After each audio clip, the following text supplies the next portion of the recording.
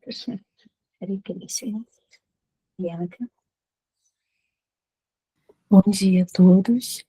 Obrigada pela oportunidade de estar aqui com vocês na sala dos mantras. Om Namo Bhagavate Vasudevaya. Om Namo Bhagavate Vasudevaya. Om Namo Bhagavate Vasudevaya. Bhagavad Gita, capítulo 18, verso 3. Alguns homens instruídos declaram que todas as espécies de atividades fruitivas devem ser abandonadas, porque são defeituosas. Mas outros sábios argumentam que os atos de sacrifício, caridade e penitência jamais devem ser abandonados. Verso 4. Ó melhor dos Bharatas, agora ouça o que tenho a dizer sobre a renúncia. Ó tigre entre os homens, as escrituras afirmam que há 3 categorias de renúncia.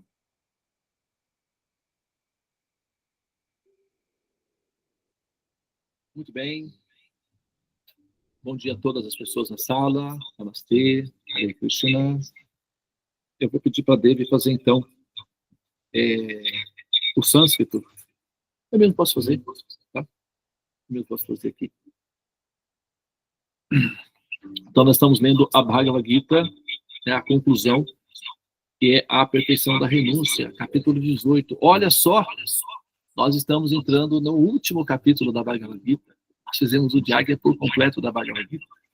Estamos no último capítulo da Bhagavad Gita, a perfeição da renúncia. Capítulo 18, verso 3.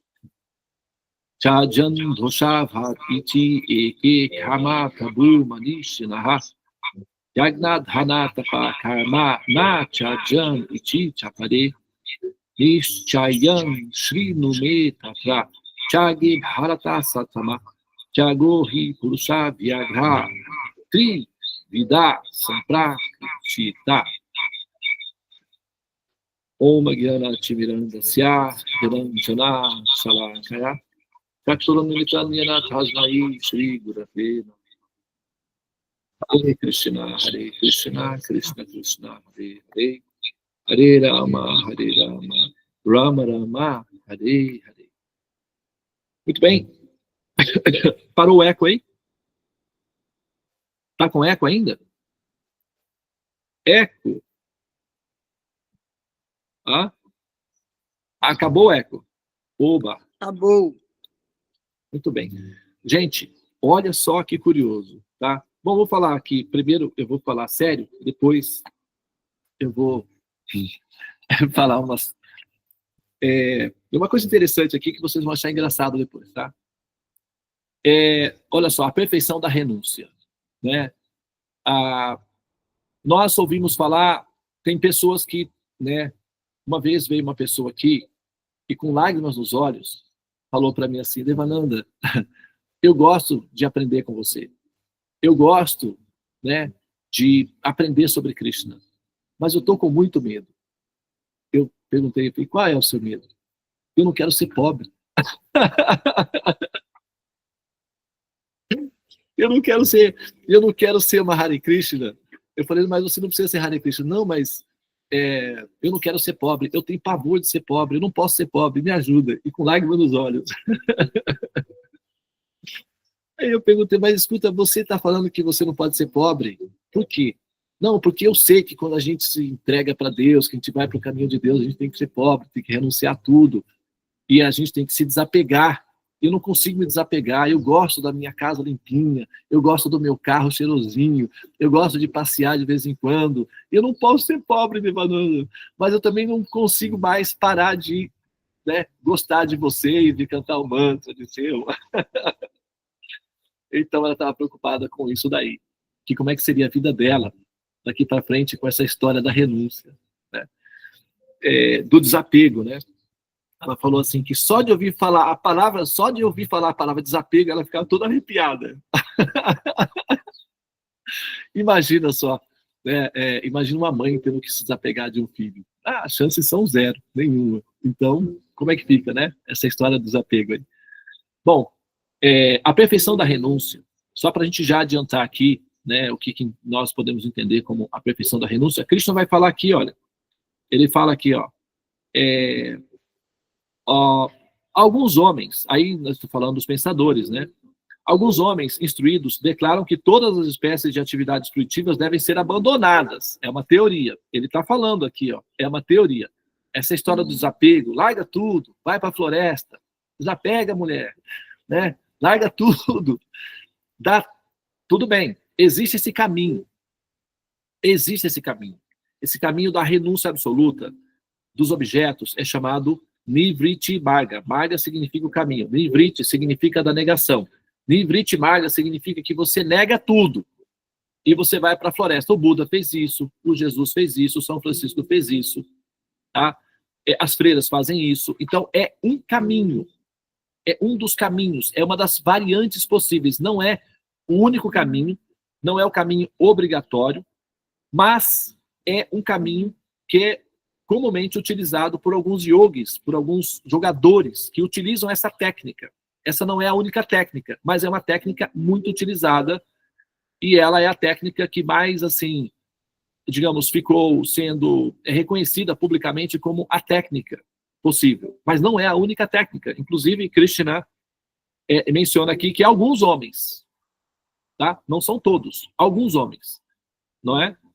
Instruídos, ou seja, sábios, declaram que todas as espécies de atividades fruitivas devem ser abandonadas porque são defeituosas. Mas outros sábios argumentam que os atos de sacrifício, caridade e penitência jamais devem ser abandonados. Então, há dois tipos de teorias em andamento. Depois ele diz, ó melhor dos Bharatas, agora ouça o que eu tenho a dizer sobre esse assunto. Ouça a minha opinião sobre esse assunto. Né? Ó Tiga entre os homens, as escrituras afirmam que há 3 categorias de renúncia. Aí então Krishna vai falar, daqui para frente, qual é a opinião dele sobre o que significa renúncia. Eu vou dar uma metáfora simples aqui. Já falei isso outras vezes, eu vou trazer de volta essa metáfora.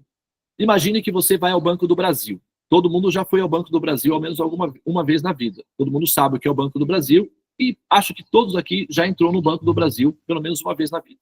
Alguns até têm conta no Banco do Brasil.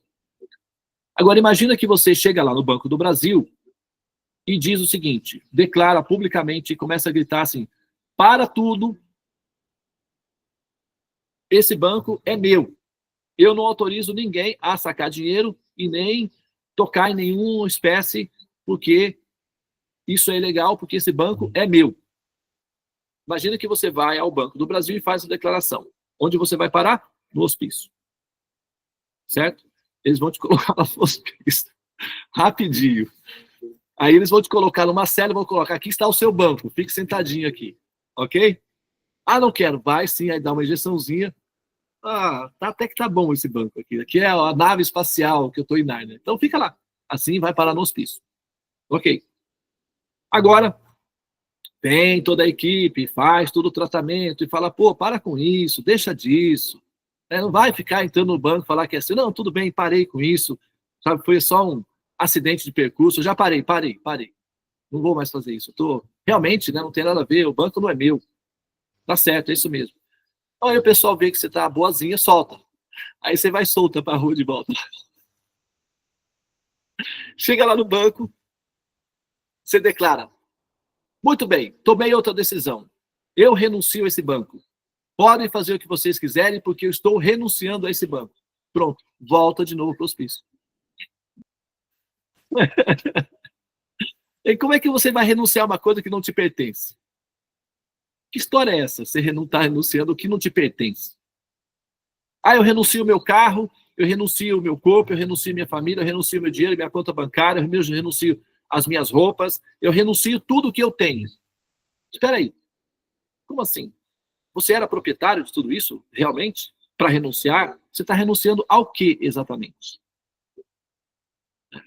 Então, de onde é que você tirou a ideia de que você está renunciando? O que você está renunciando? Você está renunciando, quando você renuncia a alguma coisa, você está renunciando à ideia de que aquilo te pertence. Apenas isso, nada mais, porque nada te pertence. Como é que você vai renunciar a alguma coisa que não te pertence? Então, o simples ato de pensar que você está renunciando a alguma coisa já identifica a ignorância do ser, que acredita ser proprietário de alguma coisa. Tudo é proprietário, Todas as coisas que nós encontramos, que nós utilizamos, é de propriedade da criação, primeiramente. Estava aqui. Nós reunimos algumas coisas ao nosso redor e declaramos posse e domínio sobre aquilo. E às vezes a pessoa diz, essa terra é minha. Eu sou o dono dessa terra. A pessoa falece e é enterrada na terra. Quem é o dono de quem? A terra é o dono da pessoa ou a pessoa é o dono da terra? Como é que fica aí? Né? Então, quer dizer, sabe, a terra, que é um dos produtos da criação, é a proprietária de tudo. A terra é a proprietária de tudo. E a terra é propriedade de um ambiente maior, que é propriedade de um outro ambiente. Então, em última instância, nós não somos proprietários de absolutamente nada. A ideia de que nós somos proprietários de alguma coisa é uma ilusão, chama-se Maia. O tempo vai demonstrar que isso não é. Os faraós, por exemplo, tentaram guardar uns cacarecos lá. Mas o que deu? Você está entendendo? Então, quer dizer, nós não somos proprietários de nada. Então, a ideia de renunciar a alguma coisa é simplesmente uma ilusão, uma antilógica, que faz parte de um sistema de ignorância que, na verdade, tem uma função, apenas nos auxiliar a saber que nós não somos proprietários. E o proprietário é o Senhor Supremo, que é o proprietário de todo o universo, automaticamente da Terra. E a Terra é proprietária de todos os nossos produtos, que ficam na Terra e são consumidos pela Terra. Tá? Então aí, Devananda, mas aí então como é que faz agora? Agora já, muito simples, uma vez que você admite conceitualmente, e não pode ser só daqui por aqui também, porque aí não funciona. Uma vez que você admite conceitualmente de que o Criador, o Senhor Supremo, é o proprietário de tudo, e uma vez que você estabelece uma relação de reciprocidade com essa pessoa, usando os seus recursos, usando toda a sua estrutura como parte integrante do seu processo de relacionamento amistoso e amoroso e de serviços prestados como retribuição de gratidão a essa pessoa suprema é imensamente rica. Ela não vai se preocupar que você está usando uns cacarecozinhos, um negócio aqui, outro ali, que depois... Tudo bem, você pode usar, não tem problema nenhum. O erro é declarar isso seu. Por exemplo, se eu sou dono de um parque de diversões e uma criança quer vir e quer brincar no meu carrinho, e fala comigo, moço, posso brincar um pouquinho aqui? Eu sou dono do parque, não vai me fazer falta nenhuma. Pode, filhinho, pode brincar. Mas aí, se a criança chega ali, toma posse e diz, esse carrinho é meu e não deixa nenhuma das outras crianças brincarem, isso já fica esquisito. Eu já vou dizer, não, tá errado. Entende? Porque aí a criança já está tomando posse de uma coisa que não pertence a ela, está fazendo uma declaração indevida. Aí eu vou simplesmente dizer, não, filhinho, por favor, deixa as outras crianças brincarem também, tá? O dono do parque é o titio aqui, tá bem? Você pode brincar, mas dizer que é seu não pode não, tá bom? Vai brincar, vai, se divirta. E saia dessa paranoia aí, porque não vai rolar não. É mais ou menos assim que funciona, tá? Nós utilizamos os brinquedos na Terra, mas são propriedades do Senhor Supremo. Não tem problema nenhum nós utilizarmos os nossos brinquedos, nosso carro, nosso apartamento, as nossas roupas, os nossos passeios. Não há nenhum impedimento disso daí. O que torna a coisa estranha é quando você diz que é meu. Eu sou o senhor disso. Eu conquistei. Aí já fica caracterizado que você é um paciente numa clínica. Tá? Então, a ideia aqui é sair dessa loucura, dessa paranoia, desse estado clínico de existência e simplesmente colocar na pauta de que o Senhor Supremo é o proprietário de tudo e que ele é bondoso nos permitindo brincar com as coisas dele. Só isso. Estabelecer uma relação de amizade e de interação amorosa e de gratidão, oferecendo alguma coisa de volta, como carinho, um presentinho, um mimo. Porque, por exemplo, o dono do parque é um ser amoroso. Então, se a criança vai lá e dá um abraço nele, titio, que bom, você é tão gentil e tal, é o suficiente, já fica satisfeito. Se uma menina vem, uma criança vem, dá uma florzinha, ou até um pirulito. Uma vez eu ganhei. Eu estava distribuindo presentes numa aldeia lá na Índia, e tinha centenas de crianças. Eu estava distribuindo doces, brinquedos, era uma festa, e veio uma criancinha e deu um pirulito para mim. Ela sentiu amor por mim, ternura, e quis demonstrar o carinho dela e deu um pirulitinho para mim. Eu estava com um saco cheio de pirulito distribuindo para todo mundo, para as crianças, mas ela deu um para mim. E isso enterneceu meu coração, me encheu de ternura e de amor. Eu imediatamente abaixei, abracei muito fortemente essa criança, senti imenso amor por ela e dei um brinquedo para ela e ela saiu feliz. Então, quer dizer, assim é a nossa relação. Então, a perfeição da renúncia não é você pegar os seus brinquedos e dar embora. É saber que esses brinquedos têm um proprietário supremo e que ele é bondoso, permitindo com que você brinque, que você seja feliz, que você se divirta. Essa é a perfeição da renúncia. Então você não precisa se preocupar em que você tem que ficar pobre para ser uma pessoa consciente de Deus. O que você tem que se renunciar é a ideia de que você é o senhor das coisas. Isso é o que você tem que renunciar. Essa é a perfeição da renúncia. A perfeição da renúncia é renunciar a esse egocentrismo, a esse sentimento de domínio. Tá? É nisso que a gente tem que trabalhar. É nessa, tá? Essa mudança que nós temos que fazer. Agora, para finalizar, eu não sei se vocês notaram aqui, ó, uma coisa engraçada. Vocês já ouviram falar num produto chamado Viagra? Quem já ouviu falar? Tem um pessoal que usa isso daí. Outro dia eu estava na feira na feira, que é uma feira que o pessoal vende aqui, né? E assim, feira de domingo, que é feira de produtos de segunda mão, coisas velhas, né? E é dominado por homens. São os homens que, ferramentas, essas coisas, é tudo homem, né? E aí você sabe como é que é, né? Tudo meio sequelado, assim. Os homens já, depois de 45, 50 anos, você não pode dar muita atenção, porque tá tudo estragado, né? A cabeça deles. Então, aí passou, eu vou lá para, assim, tem muitos amigos lá, então me divirto muito, porque ali eu, eu vejo qual é o resultado, né, de, assim, uma vida inteira viver a vida simplesmente por viver, sem conhecimento nenhum, e o resultado é muito engraçado. Não deixa de ser dramático. Não seria tão engraçado se não fosse dramático, mas eu vou lá de vez em quando, eu acho muito divertido, né, aquela situação simples, humana, e passou um senhor e me ofereceu uma sacolinha com umas pílulas, né, e tinha um nome lá, e aí eu perguntei, mas isso é remédio, né? Não, mas é porque está perto do prazo de validade, mas funciona ainda. Eu usei um, funcionou bem. E aí eu pensei, o que é isso daí? Para que serve? Ah, isso aqui é o Viagra. É um remedinho, pílula azul. O azulzinho ele chama, é o azulzinho, tá vendo? Azulzinho. E tem um bar lá na feira, que é onde fica o pessoal, as meninas e tal, um bar bem animado, assim, lotado. Não tem para ninguém aquele bar ali. É assim, ó, sobrecarregado de gente. E esse cara fica ali, vendendo essas pílulas. Essa pílula, esse azulzinho aí. E o cara, nossa, vendia muito. Daqui a pouco ele ia lá e voltava com a sacolinha de novo. Eu falei, não acaba, não? Falei, não pode acabar. Isso aqui é a alegria do povo, não pode acabar. Eu falei, tá certo, vai fundo, vai na paz que você tá bem. Vamos lá, e tal. E essa palavra Viagra é uma palavra em sânscrito, vocês sabiam? É sânscrito, não é um. Olha, eles tiraram daqui, ó, Viagra, que significa tigre. Quer dizer, é uma pílulazinha que o homem fica um tigrão, assim, um tigrão. Ah!